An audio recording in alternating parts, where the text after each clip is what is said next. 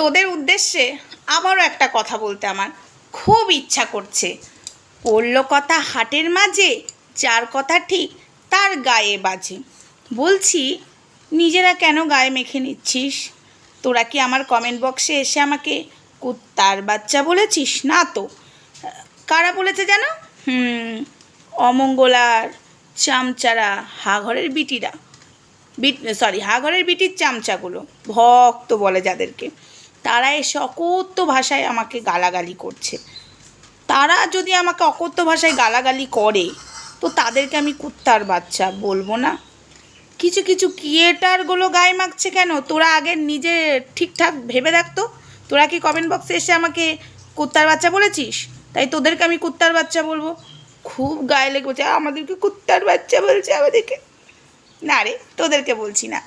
যারা এসে আমাকে কমেন্টে লিখে দিয়ে যাচ্ছে, আমি তাদের উদ্দেশ্যেই শর্ট ভিডিওর মাধ্যমে কুত্তার বাচ্চা ফুটফুটে সুন্দর, কুত্তার বাচ্চা ফুটফুটে সুন্দর, আমি তাদেরকে বলছি। তোরা কেন গায়ে মেখে নিচ্ছিস আমি বুঝে পাচ্ছি না। বিশ্বাস কর, সত্যি বলছি, রিয়েলি তোরা গায়ে মেখে কন্টেন্ট বানাচ্ছিস আমাকে, বেকার বেকার কন্টেন্ট বানাচ্ছিস। তাও আমি তোদেরকে কিছু বলতে চাই না, কারণ সেখানে তোরা আমার নাম ধরছিস না।